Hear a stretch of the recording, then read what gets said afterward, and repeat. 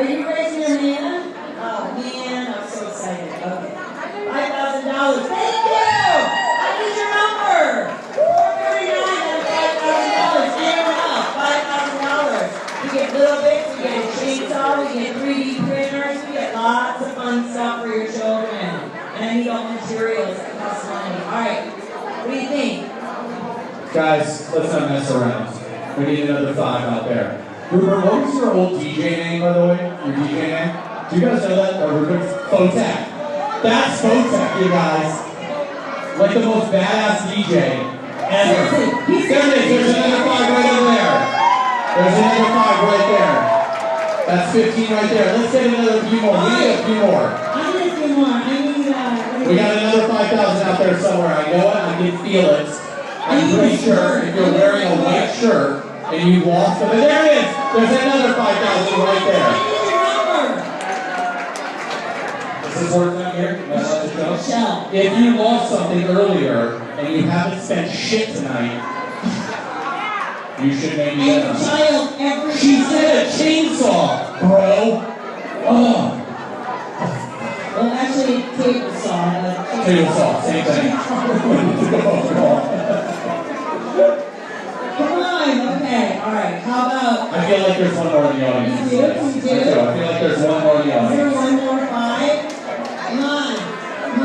We can also split that up. Does anybody want to go 2,500 or 25? 2,500? 2,500. If you want 2,500, just hold up the number 2. Is that 2,500? 2,500. If you want 2,500, hold up the number 2. Hold up the number 2. And we'll go 2,500 for you for this. We can definitely use a few of those. And if you want to bring in 1,000, hold up the number 1. Hold up the number 1 for us. There is 1,034. There's 1,000 right there. At 23. There it is. These are all 1,000s. Hey, Patterson, you're not famous enough to not have a number up. Let's roll up a number. We got 1,000. We got 1,000 right here, number 102. Anybody else at $1,000? Just hold up your number with a number 1 for me. There it is, number 431. Number 342, number 102. Do we get all those? If you want 2,500, hold up the number 2. If you want to throw in 1,000, let's hold up the number 1. Did you get them yet? Did you get them yet? Did you? That son of a bitch. I mean, what does he want? A trip to Tuscany? Anybody else? Anybody else? 1,000, hold up the number 1. 2,500, hold up the number 2. Where's the woman that flies a helicopter? Where is she? Did she leave? Is that 1,000 from you, sir? There's 1,000 right there. Do you have a number for me? Do you have a number, or should we just be like that dude? There it is. He's got the number. Wow, this is amazing. We're out here moving all the equipment out here. Oh my gosh, thank you so much for having us. We had so much fun tonight. Oh my God, thank you. And so I realized I'm singing songs from West Side Story. I think that's what I need to do is Kurt sings West Side Story. And it's just me, my voice. I'm singing it acoustic. Like, let's test it out.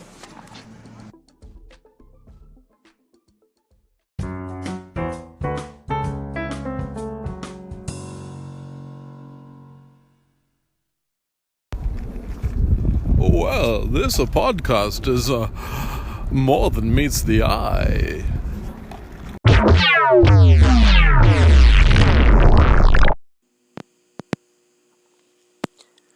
And now, a bedtime story. I'm about to fall asleep, so I'm gonna tell you a bedtime story. There is a person. They are very, very fatigued. They are very, very tired. They've had a very, very long day. They've done a lot of laborious behavior tactics, picking up boxes, moving things around, painting walls, mowing the lawn, other things such as helping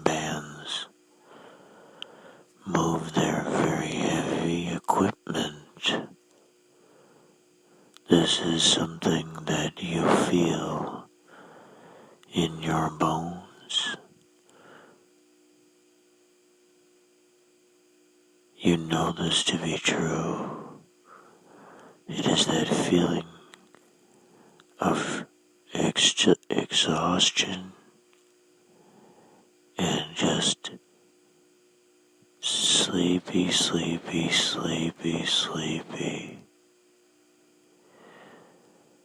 So, this person is very sleepy like you are. And what they do is, they close their eyes and they put on some binaural beats about lucid dreaming. And they just put that on. And they get very tired. So tired that they imagine each portion of their body emptying out. Deep breath in, deep breath out. Deep breath in, deep breath out. Over and over again. Someone does this. Now, as they deep breath in, they feel themselves emptying more and more sand from each quadrant of their body. First, their left shoulder. They're breathing and more sand is being poured out. They go like this down their body until all of it is gone.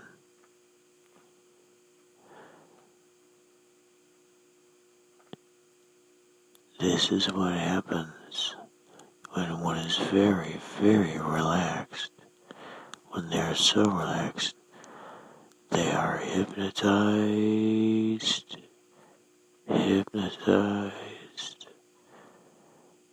and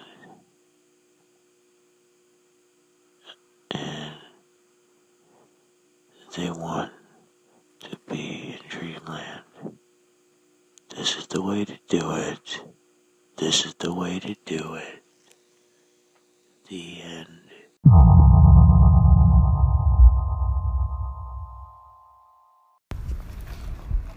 Well, this podcast is extraordinary.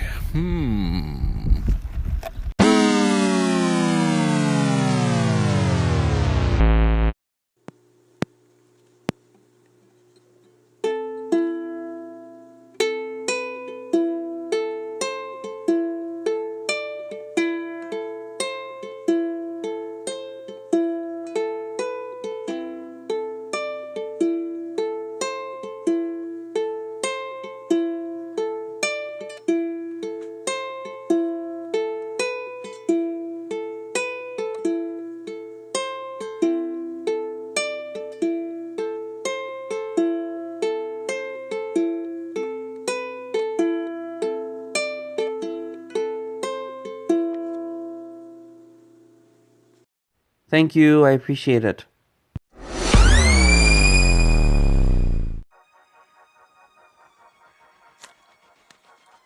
I was just thinking, I recently read about all of these Chilean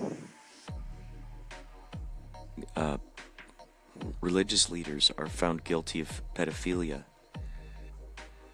And which then led me to this article about some, not pope, I don't know what they call him, bishop, who was caught for pedophilia, and they sent him away on, some Catholic hideaway camp for years and years of penance for what he did. And of course the conspiracy theorist in me goes, I'm thinking any organization can release an official statement. Anybody can do that. But does that mean that that thing is happening? And what does his penance mean? How long is that? Do regular laws have no effect on religious leaders? But it got me to thinking. And then I just ended up seeing a bunch of other, like in the article it's saying, we'll look into this because there's now, and that's the other thing too about Buckingham Palace. There was some guy who said when he was 16 there was some, really questionable stuff going on in the royal family. So now the royal family issues this statement, we deeply apologize, we need to look into this. And well, anyone can issue a statement like that. And what does look into this mean? And so it just got me to thinking, wow, how interesting would that be? Instead of corporations, you got this story or a movie where instead of corporations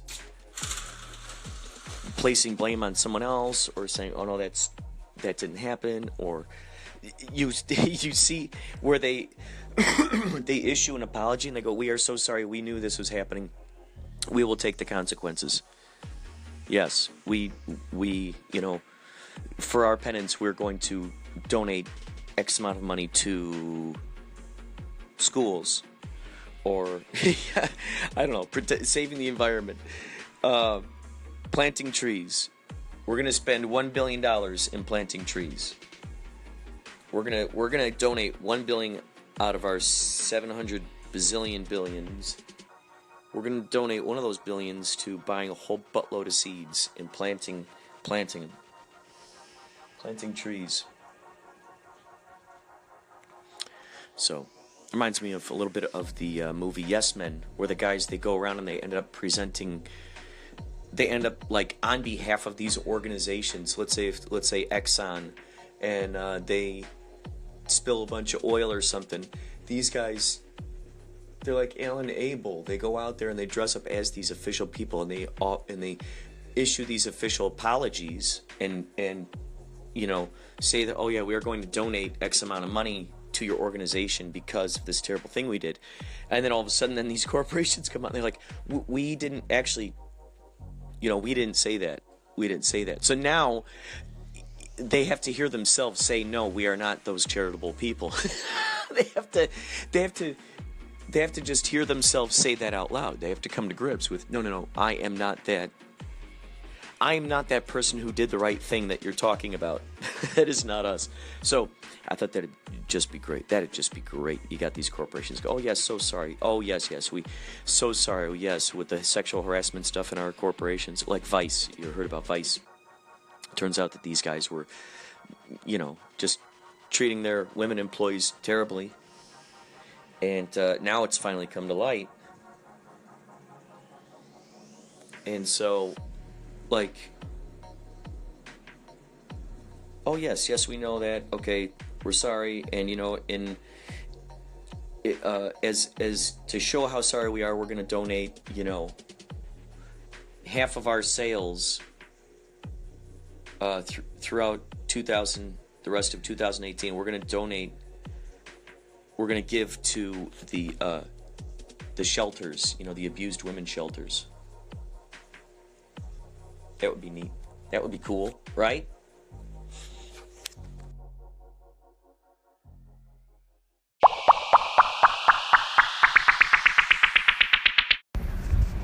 Well, this podcast is overwhelmingly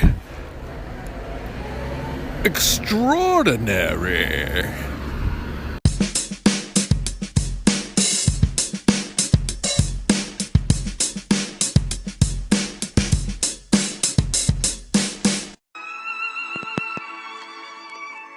Inspirado Projecto began as a project for my friends and family during one Christmas. I didn't have much money, and I took a bunch of short stories and prose, made an activity book out of it, and I put it, each copy was in a folder. The folder had like a 3-ring binder aspect to it, so I hole punched probably about 40 pages, put it in there, And it had things in there where I would draw up certain portions, then people would have to fill in the other areas, or I'd say, okay, I start a haiku, you finish it, or write a haiku about this, or so then in one of the pouches, so I took Velcro and I Velcroed them shut, but inside the pouches were materials that could be used within the activity book. For instance, I had some crayons in there, I had a pen, an eye patch. I took a bunch of just a series of party favors at one of those party favor stores, and little harmonicas, a tiny book, a little sketchbook. So there are a bunch of little things. The whole idea was to make this book interactive. Anyway, I'd like to read this for you now. This is the first one that's in that book. I think about 15 people got copies of it, I think.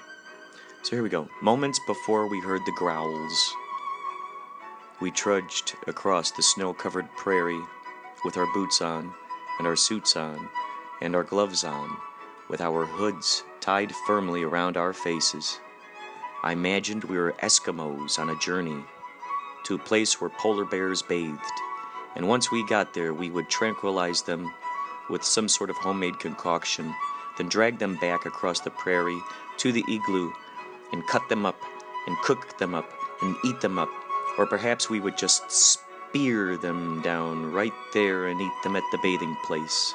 And while we were eating the polar bears, either at the bathing place or in our igloo, I imagined that some ravenous penguins would come upon us and tranquilize us with some sort of homemade concoction, then drag us back across the prairie to their bathing place and cook us up, cut us up, eat us up. Or perhaps they would just spear us right there and eat us in our igloo.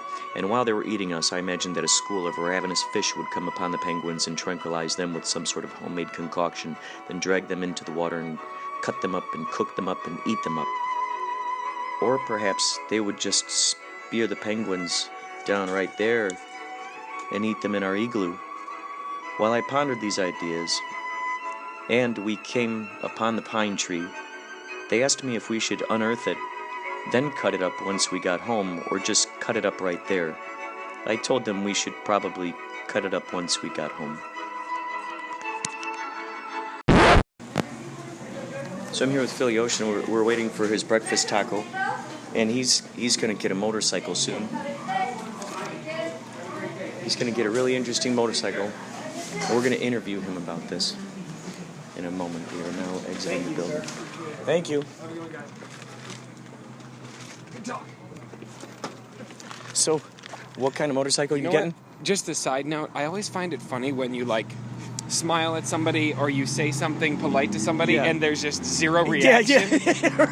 Yeah. Like this guy was just walking into the taco place. I'm like, hey guys, how you doing? With the kids. Have a good day. Just stone-faced told. So my go-to reaction to that now is just be like, okay, good talk. And then walk away. That's brilliant. Good talk. Come on, guys. Come on. We're all in this time together. Yeah.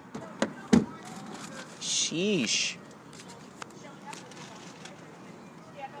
So you're getting a new motorcycle. What kind of motorcycle? It is a vintage BMW. It's a 1965 BMW R50/2. And it is gorgeous. So you test drove one, and what was that feeling like when you first test drove that? I think I described it to you yesterday as euphoric exhilaration or something. It's kind of an indescribable feeling in a lot of ways, but it kind of, I don't know if you have any fans of The Rocketeer, that movie from the 90s, the Disney movie. Oh, yeah. But if I could describe it, it would be something like The Rocketeer zooming along the ground. Oh, my God. It's awesome. I mean, it's really, really awesome. It's also, riding a motorcycle is really fun in an incredibly challenging way because you could die at any second if one little thing goes wrong. And so you have to be so mentally alert of everything that's going on, not only around you, but inside of you, in your head, where your attention is, where your focus is. And because if you kind of lose concentration for 1 second, that could be the moment that a car pulls out in front of you, or somebody swerves, or a rock is in the road that you have you have to avoid, you know. And so it's kind of like terrifyingly challenging and fun all at the same time. Now, has this inspired you? I think it would inspire me. Has it inspired you to want to look at all those old movies about motorcycles? All those motorcycle movies where the main characters drove motorcycles? Now it does. Yeah. Yeah, I mean, I think that's a great idea. What it really has gotten me into is kind of the history of motorcycles and motorcycle design. And I mean, I've always had a deep interest in antiques and vintage things. I've had old cars most of my life in some form or another. My dad works on hot rods and restores old trucks and cars and stuff like that. So it's kind of in the blood. But what's great about this is that it's more of a hobby. I made the mistake when I was like a late teenager of like buying old cars as my primary vehicle. Just don't do that. Because what happens when it breaks is you're screwed, and you have to spend a lot of time and money, getting it to work again. So this is great because when I get my bike, it's actually going to be frame off restored. It's going to be like a turnkey bike. So it won't need that much work. But if it does break down, it's not my primary vehicle, so I don't need to worry about that much. Holy moly. How about you? Have you ever been on motorcycles? I grew up with my dad had a motorcycle, so I'd ride on the back of the motorcycle sometimes, and that was a thrill. That was a big thrill. And I remember there was a kid who had a tiny, tiny little, I mean, it was tiny, tiny, like, it seemed like 2 feet high, 3 feet high maybe, little motorcycle that I kind of drove around the block before, and that was fun. And my brother Josh has a Kawasaki Ninja, but I could definitely imagine, like, rewatching Easy Rider, for instance. I think that would be the first one. And then Motorcycle Diaries. And then, like, Andy's movie. Steve McQueen, right? Wasn't he, for some reason I have images in my mind of him on a motorcycle, right? Always. So looking at those, and then, like, kind of forming those images in my brain while I was on a motorcycle. Like, just imagining that sort of, those soundtrack moments, like when that happens. That does smell delicious. It's like one of those soundtrack moments, kind of like when you were listening, when we were talking yesterday about, what was that? Le Montaigne? What's that Ray dude's name? LaMontagne. That dude. How, like, sometimes this music, you were saying that certain mood that it has, you want to listen to it when you're in a certain, going through a certain state of mind, so it could almost kind of serve as a soundtrack. And so I could kind of imagine that happening watching these movies, and it's serving sort of as like this soundtrack, this visual in my brain of like, yeah, I'm that dude in that movie right now. I'm Dennis Hopper on this freaking motorcycle. I can imagine that just kind of filtering through the brain. That'd be so awesome, dude. Heck, maybe even like the motorcycle movies that take place in Los Angeles. That would be kind of neat, because then you could go around and maybe even, I can imagine like taking photos in these particular spots. Like, oh yeah, this one's from this movie, that one's from that movie. That's a good idea. You said, actually, you went up to the observatory on your motorcycle, and I think James Dean, I don't know if he drove a motorcycle. Rebel Without a Cause was shot up there. Did he drive a motorcycle in that movie or no? Mm-hmm. Oh, he did. Oh, that's awesome. Yeah, I believe so. Always, Excuse me, listeners, I'm eating a breakfast burrito. Always make sure, ladies and gentlemen. Going.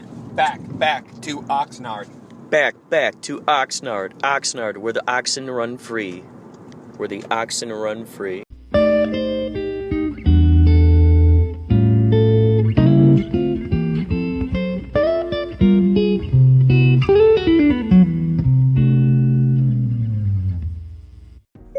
What's average life expectancy in the United States? Life expectancy in the United States is about 78.8 years.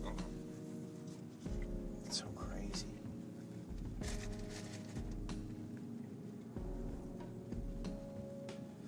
There's got to be a way to hack into that of, being able to, like, let's say, make your family dog live longer, or, there's got to be something. Because, like, you hear about these people in these little tiny Asian islands, and they're living to be like 110. I mean, they're living to be really, really long. So there must be something in their water or something that they're eating that's helping that out. There's certainly some contributing factors, right? Yeah. Yeah, it is very strange that certain creatures have certain life book spans. you love? The book Outliers by Malcolm Gladwell. You ever heard of it? No. It's a really good read. It's kind of a personal growth book, but it's not like, do this, do this, do this. It's just more of a collection of stories about... So the term outliers, basically, he goes through these stories of people or things or events that have been extraordinary, outliers, like outside of the norm. Oh. And one of the things he talks about is this town in Italy that had an insanely high life expectancy compared to everywhere else in the world. And there's only one other place that they could match it to. And it was this small town in Pennsylvania. And then he figured out that the people from this town in Italy, their ancestors had moved to this town in Pennsylvania and basically recreated this culture of community where everyone lived for the community, essentially. Oh, wow. So it was like this element, this factor of community that created this huge experience and this long life expectancy and quality of life and all this stuff. Incredible. Wow. Yeah. So it sounds to me like having that sort of community experience, they were all just like an all for one and one for all kind of community, like helping each other out and being there for each other, and wow, that is incredible. I could definitely imagine a life expectancy being expanded with that kind of community, because holy cow. I almost think too that this just popped in my brain, maybe a part of life expectancy too, maybe an additional thing to that just popped in my brain, is maybe the kind of purpose of life that maybe some people have. Like if they're like, well, I just lost my purpose in life, or one of the big things that we always hear about is like, that's the thing, is like that keeps us driving is that purpose, having that purpose. And perhaps by being in a community like that, I can imagine everyone being inspired and encouraged to be the best version of themselves. Now, holy moly, if that's the case and everybody's doing that for everybody, wow, now people are challenged and excited and inspired to go further and farther with their imaginations and creations and inventions. Oh my God. That would just be, could you imagine that? The entire community. So you got the guys who are the engineers, you got the guys who are the scientists, you got the, anyone who's an Imagineer, anyone who's an idea person, they're all getting together and creating all this awesome stuff for the community. Right. Then you got all the people who are awesome with gardening or even historical stuff. Those people getting together and maybe writing the newsletters for the town, about historical facts, or making awesome landscape in the town and making sure that everyone is well fed, because every house has a garden in the backyard. I mean, dude, that could be phenomenal. Yeah. That would be interesting to find out what exactly that town was and actually visit it and see. Right. See what that would be like. Yep. Now, does it still exist? Did he say if it still exists? I think so. I don't know for sure.